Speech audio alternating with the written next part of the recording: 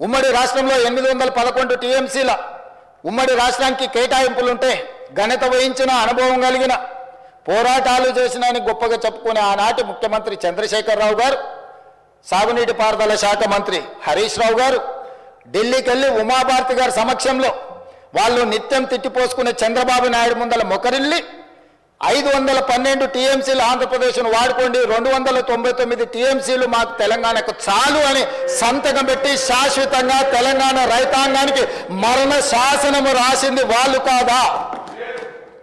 2021లో ప్రతి సంవత్సరం వచ్చి రెన్యువల్ చేసుకునేందుకు మాకు ఓపిక లేదు, తీరిక లేదు, ఫామ్ హౌస్ల నుంచి మేము రాలేము.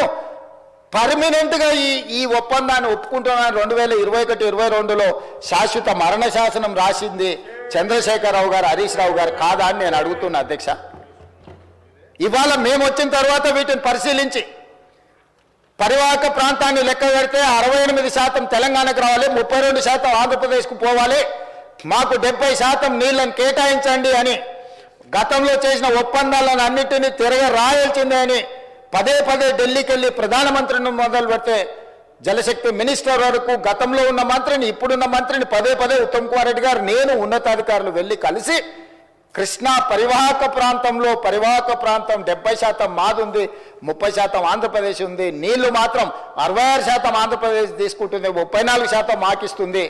చంద్రశేఖరరావు గారు మా రైతాంగం పట్ల మరణ శాసనం రాసిండ్రు, దీన్ని తిరగ రాయండి, తిరగ తోడండి అని కొట్లాడి దాన్ని కేఆర్ఎంబీ నుంచే కాదు సుప్రీంకోర్టు వరకు కొట్లాడింది మేము కాదా అధ్యక్ష? మేం కష్టపడి కొట్లాడి నిరంతరం చేస్తుంటే మీ తప్పిదాలు ఎక్కడ బయట పడతావో అని చెప్పి ముందుకు ముందే ఎగబడి అబద్ధాలు చెప్పి ఎదురు దాడి చేసి ఎంతకాలం బతుకుతారు అధ్యక్ష? ఇవాళ నేను గుర్తు చేయదలుచుకున్న అధ్యక్ష, ఆనాడు తమరుగూడ శాసనసభ్యులు 2004లో డాక్టర్ వైఎస్ రాజశేఖర రెడ్డి గారు ముఖ్యమంత్రిగా ఉన్నప్పుడు కడప ఇన్ఛార్జ్ మినిస్టర్ అధ్యక్ష కీర్తిశేషులు నాయన్ నరసింహారెడ్డి గారు కాదా? హరీష్ రావు గారు ఎమ్మెల్యే కాకున్నా మంత్రిగా రాజశేఖర రెడ్డి గారు మంత్రివర్గంలో చేరిన మాట వాస్తవం కాదా? రాజశేఖర రెడ్డి గారి ఆశీర్వాదంతో కేంద్రంలో మంత్రి అయింది చంద్రశేఖరరావు కాదా అధ్యక్ష? చంద్రశేఖరరావు గారు కేంద్ర మంత్రిగా ఉన్నప్పుడే 4,000 క్యూసెక్కులు ఉన్న పోతిరెడ్డి పాడు 44,000 క్యూసెక్కులకు పెంచిన మాట వాస్తవం కాదా? ఆనాడు మరి శశిధర్ రెడ్డి, పి జనార్దన్ రెడ్డి గారు సొంత ప్రభుత్వంలో ఉండి కూడా పోతిరెడ్డి పాడు పొక్క పెద్దది చేస్తే శాశ్వతంగా తెలంగాణ ఎడారిగా మారుతుంది, దాన్ని అడ్డుకోవాల్సిందని ఇదే శాసనసభలో నిటారుగా నిలబడి కొట్లాడింది పి జనార్దన్ రెడ్డి కాదా? ఆనాడు రాజశేఖర రెడ్డి గారికి హారతులు ఇచ్చింది చంద్రశేఖరరావు, హరీష్ రావు గారు కాదా అని నేను అడుగుతున్నా అధ్యక్ష. ఆనాడు మంత్రివర్గంలో ఉన్న మీరు, ఆనాడు కడప జిల్లా ఇన్ఛార్జ్ మంత్రిగా ఉన్న నాయన్ నరసింహారెడ్డి గారు, మీరు శాశ్వతంగా తెలంగాణ హక్కులను తాకట్టు పెట్టి తెలంగాణ నిడారిగా మార్చి నా పాలమూరును, నల్లగొండను, రంగారెడ్డి జిల్లాను వలసల జిల్లాలుగా మార్చి, ఫ్లోరైడ్ జిల్లాలుగా మార్చి ఈ రైతులను పొట్టన పెట్టుకున్నది మీరు కాదా? మీ నీతి, మీ జాతి తెలంగాణ సమాజం మర్చిపోయిందని మీరు అనుకుంటున్నారా? ఆనాడు మేము లేమా ఈ సభలలో? శాసనమండలిలో నేను లేనా? ఇడున్నోళ్ళు చాలామంది ఆనాడు శాసనసభ్యులు కాదా? శ్రీధర్ బాబు గారు, ఉత్తమ్ కుమార్ రెడ్డి గారు ఆనాడు ఈ సభలో లేరా? వెంకటరెడ్డి గారు లేరా? అధ్యక్ష, ఎవరిని మభ్యపెట్టాలని ఈరోజు మాట్లాడుతున్నారు అధ్యక్ష? ఉమ్మడి రాష్ట్రంలో రాజశేఖర రెడ్డి గారి మంత్రివర్గంలో రాజశేఖర రెడ్డి సహకారంతో కేంద్ర మంత్రివర్గంలో ఉన్న చంద్రశేఖరరావు, హరీష్ రావు గారు ఆనాడు అడ్డుకుని ఉంటే పోతిరెడ్డి పాడు పొక్క పెద్దదై ఉండేదా? తెలంగాణకు అన్యాయం జరిగి ఉండేదా అని నేను అడుగుతున్నా అధ్యక్ష. అది పక్కన పెట్టండి అధ్యక్ష. కాంగ్రెస్ పార్టీ శ్రీమతి సోనియా గాంధీ గారు ఆనాడు ఆల్ పార్టీ కమిటీలో ఉత్తమ్ కుమార్ రెడ్డి గారు తెలంగాణ తరఫున రిప్రజెంట్ చేసిండ్రు. అఖిల పక్షాన్ని పిలిచినప్పుడు కేంద్ర హోంశాఖ తెలంగాణ రావాలి అని వారు వాదనలు వినిపించిన తర్వాత జూన్ 2, 2014 నాడు తెలంగాణ రాష్ట్రం ఏర్పడ్డ తర్వాత ఆనాడు ఉమ్మడి రాష్ట్రంలో 2011-12లో కిరణ్ కుమార్ రెడ్డి గారి మీద ఒత్తిడి తీసుకొచ్చి పాలమూరు రంగారెడ్డి ఎత్తిపోతల కోసం, సర్వే కోసం, నిధుల కోసం, ప్రాజెక్టుల కోసం ఈరోజు డీకే అరుణ గారు బీజేపీలో ఉండొచ్చు గాక, డీకే అరుణ గారు, చిన్నారెడ్డి గారు, మల్లు రవి గారు కొట్లాడి ఆనాడు జీవో దీపించి రోజుకు 2 టీఎంసీల ప్రకారం జూరాల నుంచి నీళ్లు తరలించాలి పాలమూరు రంగారెడ్డి కానీ ప్రాజెక్టును ఆమోదింపజేసింది నిజం కాదా అధ్యక్ష? ఆ రోజు తమరు కూడా ఉన్నారు కదా అధ్యక్ష. తెలంగాణ రాష్ట్రం ఏర్పడిన తర్వాత పాలమూరు రంగారెడ్డి ఎత్తిపోతల పథకాన్ని జూరాల నుంచి నీళ్లు తీసుకునే విధానం మీద పెద్దలు చిన్నారెడ్డి గారు ఇదే సభలో మాట్లాడితే చిన్నారెడ్డి గారిని ఏ రకంగా దూషించిండో ఈ సభనే సజీవ సాక్షి. చంద్రశేఖరరావు గారు ఇక్కడనే నిలబడి చిన్నారెడ్డిని అవమానించిన మాట వాస్తవం కాదా? కాంట్రాక్టర్ల కోసం, కమిషన్ల కోసం, లిఫ్టుల కోసం, పంపుల కోసం, మోటార్ల కోసం కక్కుర్తిపడి కాంట్రాక్టర్ ఇచ్చిన కమిషన్ల కోసం జూరాల నుంచి తీసుకోవాల్సిన నీళ్లను శ్రీశైలం బ్యాక్ వాటర్స్ కు తరలించడంతో ప్రాజెక్టు వ్యయం 16,000 నుంచి 35,000 కోట్లకు పెరగడమే కాకుండా 100 కిలోమీటర్లు పారాల్సిన 175 కిలోమీటర్లు కాలువలు తవ్వాల్సి వచ్చి ఈ రోజు 60,000 కోట్లకు అంచనాలు పెరిగినాయి అధ్యక్ష. 2 టీఎంసీలను 1 టీఎంసీకి తగ్గించి శ్రీశైలంకు తరలించడం వల్ల ఈ రోజు ప్రాజెక్టులు కట్టిన నీళ్లు తీసుకోలేని పరిస్థితి మనకు దాపురించిన మాట వాస్తవం కాదా అధ్యక్ష? అధ్యక్ష, తుంగభద్ర కానీ, లేకపోతే సుంకేశ్లో కానీ, లేకపోతే కృష్ణానది జలాలు కానీ కర్ణాటక రాష్ట్రం నుంచి మొట్టమొదట మహబూబ్నగర్ జిల్లాలో అలంపూర్ గద్వాల ప్రాంతంలో వస్తాయి అధ్యక్ష. మొట్టమొదటి ప్రాజెక్టు జూరాల దగ్గర. తెలంగాణ రాష్ట్రంలో కర్ణాటక నుంచి వచ్చే ఏ నీళ్ళైనా మహబూబ్నగర్ జిల్లాలో ఉన్న అలంపూర్ గద్వాల దగ్గరికి మొట్టమొదట నీళ్లు వస్తే నీళ్లు వచ్చినట్టే ఒడిచిపట్టుకొని తెలంగాణ రాష్ట్రానికి పాలమూరు జిల్లాకు, రంగారెడ్డి జిల్లాకు, నల్గొండ జిల్లాకు, ఖమ్మం జిల్లాకు తరలించుకుంటే ఈనాడు పోతిరెడ్డిపాడు లేకపోతే ముచ్చుమరి మాల్యాల నుంచి రాయలసీమకు తరలించకపోయే అవకాశమే లేకపోతుండే అధ్యక్ష.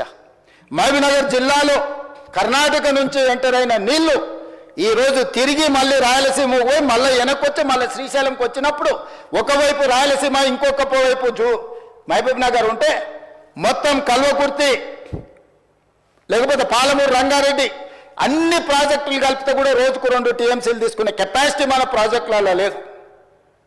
ఇవాళ ఎస్ఎల్బీసీ ఆనాడు రాజశేఖర రెడ్డి గారు ఉన్నప్పుడు ఫ్లోరైడ్ జిల్లా అయిన నల్గొండ జిల్లాకు 3,60,000 ఎకరాలకు గ్రావిటీతో నీళ్లు ఇవ్వాలని ఎస్ఎల్బీసీని ఆనాడు 2,000 కోట్లతో ప్రారంభిస్తే ఆనాడు దాదాపుగా 20 పైగా కిలోమీటర్లు ఉమ్మడి రాష్ట్రంలో టన్నెల్ తవ్వుతే నువ్వు తెలంగాణ వచ్చిన తర్వాత 4 ఏళ్లలో పూర్తి చేయాల్సిన ప్రాజెక్టును 10 ఏళ్ళైనా పూర్తి చేయక 10 కిలోమీటర్లు పక్కన పెట్టి ఈరోజు శాశ్వతంగా నల్గొండ జిల్లాను ఫ్లోరైడ్లో ముంచి అక్కడి రైతుల చావులకు కారణం నువ్వు. ఆ ప్రాజెక్టు పూర్తి చేస్తే ఎవ్రీ డే 4,000 క్యూసెక్కులు నీళ్లు తీసుకపోతే గ్రావిటీతోనే రూపాయి ఖర్చు కూడా లిఫ్టుల మీద పెట్టాల్సిన అవసరం లేకుండా ప్రాజెక్టు కంప్లీట్ అయి ఉండేది అధ్యక్ష. ఇవాళ జరిగిన ఎస్ఎల్బీసీ ప్రమాదానికి ఆ 8 మంది చావులకు నువ్వు కారణం కాదా? వాటి వివరాలు నేను మళ్ళీ చెప్తా అధ్యక్ష. అలాంటిది పాలమూరు రంగారెడ్డి ఎత్తిపోతలు తెలంగాణ రాష్ట్రం వచ్చినాక ప్రారంభించి 10 సంవత్సరాలైనా నువ్వు పూర్తి చేయలేదు. ఈనాడు చంద్రబాబు నాయుడు గారైనా, ఆంధ్రప్రదేశ్ అయినా, కేంద్రమైనా ఈ ప్రాజెక్టులను అడ్డుకుంటుంది అని అంటే ఈరోజు కృష్ణానది మీద నిర్మించిన ఉమ్మడి రాష్ట్రంలో ప్రారంభించిన కల్వకుర్తి కావచ్చు, ఉమ్మడి రాష్ట్రంలో అనుమతులు ఇచ్చిన పాలమూరు రంగారెడ్డి ఎత్తిపోతలు కావచ్చు, ఉమ్మడి రాష్ట్రంలో అనుమతి వచ్చిన మక్తల్ నారాయణపేట కొడంగల్ ప్రాజెక్టు కావచ్చు, భీమా కావచ్చు, నెట్టంపాడు కావచ్చు, కోల్చార్ కావచ్చు, శ్రీరామ్ సాగర్, ఇందిరాసాగర్ కావచ్చు, రాజీవ్ సాగర్ కావచ్చు, కృష్ణానది మీద పరివాహక ప్రాంతంలో నిర్మాణంలో ఉన్న ప్రాజెక్టులు 60 సంవత్సరాలు పైగా ఉమ్మడి రాష్ట్రంలో పూర్తి కాని ప్రాజెక్టులు 10 సంవత్సరాలు చంద్రశేఖరరావు గారు ముఖ్యమంత్రి ఉన్నప్పుడు ఈ రాష్ట్రంలో ఎందుకు పూర్తి చేయలేదు? దక్షిణ తెలంగాణ పట్ల కృష్ణానది జలాలను మా ప్రాంతానికి ఇవ్వకుండా వివక్ష చూపించి శాశ్వతంగా మా రైతాంగం జీవితాల మీద మరణ శాసనం రాసింది చంద్రశేఖరరావు కాదా అని నేను ఇక్కడ నుంచి అడుగుతున్నా అధ్యక్ష. ఇవాళ ప్రతిపక్ష నాయకుడు వచ్చి ఇక్కడ కూర్చుంటుంటే నేను అడిగేదానికి సమాధానం చెప్పాల్సి వస్తుందని ఈరోజు వారు ముఖం చాటేసింది అధ్యక్ష. అధ్యక్ష, ఇప్పుడే లెక్కలు ఇచ్చిండ్రు అధ్యక్ష. చంద్రశేఖరరావు గారు ప్రతిపక్ష నాయకుడు అధ్యక్ష. ప్రతిపక్ష నాయకుడుగా ఇప్పటివరకు వారి శాసనసభకు వచ్చింది 2 సార్లు అధ్యక్ష. వారికి పోయిన డిసెంబర్ 23 నుంచి ఇప్పటి వరకు వారికి ఇచ్చిన జీతం అధ్యక్ష 57,84,124 రూపాయలు అధ్యక్ష.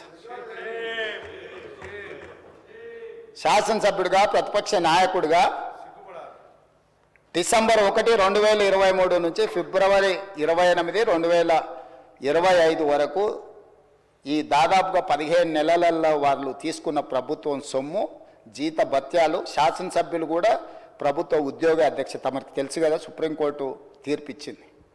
వారు 57,84,124 రూపాయలు జీత భత్యాలు తీసుకున్నారు అధ్యక్ష.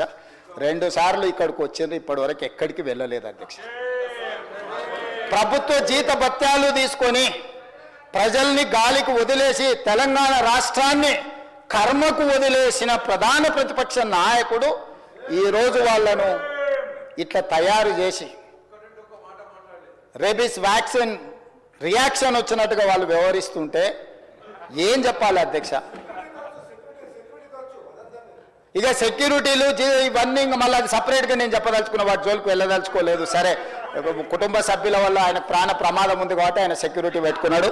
సరే, అది సహజం, అందుకే ఆయన దూరంగా ఉంటున్నాడు వాళ్ళకు చుట్టూతా పోలీసు పహారాల మధ్య అధ్యక్ష. సరే, అది వారి సమస్య అనుకోండి, నేను దాని జోలికి వెళ్ళదలుచుకోలేదు.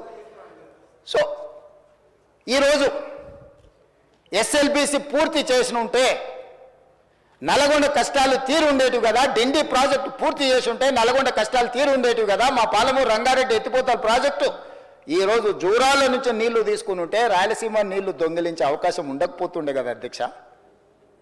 ఈరోజు కృష్ణా నదిలో మొత్తం ప్రాజెక్టుల మీద వివరాలు తీయండి అధ్యక్ష. ఎవరి హయంలో ప్రారంభమైనాయి, ఎవరి హయంలో పూర్తయినాయి, ఎవరు అన్యాయం చేసిండ్రు. పెద్దలు చంద్రశేఖరరావు గారిని రమ్మని ఉండే అధ్యక్ష, తమరైన వ్యక్తిగతంగా మాట్లాడండి. వారు ఏ రోజు వస్తారో వారి సభలో ఉన్నప్పుడే కృష్ణానది జలాల మీద చర్చ పెడతాము. ఈ చర్చలో ఒకవేళ మా తప్పేదైనా ఉందని నిరూపిస్తే సభ సాక్షిగా చంద్రశేఖరరావు గారికి బీఆర్ఎస్ నాయకులకు నేను క్షమాపణ చెప్తా అధ్యక్ష. ఇది నా సవాల్ అధ్యక్ష చంద్రశేఖరరావు గారికి. సవినయంగా నేను చంద్రశేఖరరావు గారికి సవాలు విసురుతున్నా. కృష్ణా పరివాహక ప్రాంతంలో కృష్ణానది జలాలలో ఈరోజు తెలంగాణకు శాశ్వతంగా అన్యాయం జరిగింది చంద్రశేఖరరావు గారి హయంలో, లెక్కలతో సహా నిరూపించడానికి నేను మా మంత్రి ఉత్తమ్ కుమార్ రెడ్డి గారు సిద్ధంగా ఉన్నాం అధ్యక్ష. వాళ్ళ సంతకాలు పెట్టొచ్చి వాళ్ళ అఫిడవిట్లు వేసి రాయలసీమ లిఫ్ట్ ఇరిగేషన్ ప్రారంభించి 2020లో ఆంధ్రప్రదేశ్ ముఖ్యమంత్రి జగన్మోహన్ రెడ్డి గారిని ప్రగతి భవన్కు పిలిపించి పంచపక్ష ప్రమాణాలు పెట్టి రాయలసీమ లిఫ్ట్ ఇరిగేషన్ జీవో మొత్తం రాయలసీమలో ఈరోజు పోతిరెడ్డి పాడు కావచ్చు, మాల్యాల కావచ్చు, లేకపోతే ముచ్చుమరి కావచ్చు, రాయలసీమ లిఫ్ట్ ఇరిగేషన్ కావచ్చు, ఇవన్నీ కలిసి శ్రీశైలం బ్యాక్ వాటర్స్ నుంచి పర్ డే 10 టీఎంసీ, ప్రతిరోజు 10 టీఎంసీలు, 60 రోజులు మనకు వర్షాలు వచ్చినప్పుడు ఉంటే 600 టీఎంసీలు వెనుక నుంచి వెనకల్నే రాత్రికి రాత్రే తరలించకపోవడానికి ఇవాళ ప్రాజెక్టులు పూర్తయినాయి. 2014 నుంచి 2023 డిసెంబర్ వరకు చంద్రశేఖరరావు గారు ముఖ్యమంత్రిగా సాగునీటి పారుదల శాఖ మంత్రిగా ఉన్నప్పుడు తెలంగాణ రాష్ట్రానికి అన్యాయం చేసింది అధ్యక్ష. రోజుకు 10 టీఎంసీల నీళ్ళని తరలించకపోయే ప్రాజెక్టులు వాళ్ళు కడితే చంద్రశేఖరరావు నిమ్మకు నీరెత్తినట్లుంటే నారాయణపేట నియోజకవర్గంలో గవినోళ్ళ శ్రీనివాస్ అని ఒక సామాన్యమైన రైతుతోని green tribunal, national green tribunal చెన్నైలో కేసు వేయించి ఆ ప్రాజెక్టుల మీద స్టే తీసుకొచ్చి ఈ ప్రాజెక్టులో అనుమతులు లేకుండా, పర్యావరణ అనుమతులు లేకుండా ప్రాజెక్టులు నిర్మిస్తున్నారన్న ప్రాజెక్టుల మీద స్టే ఒక పాలమూరి అతి సామాన్యమైన రైతు కుటుంబం నుంచి ఒక రైతు స్టే తెచ్చిన తర్వాత మేము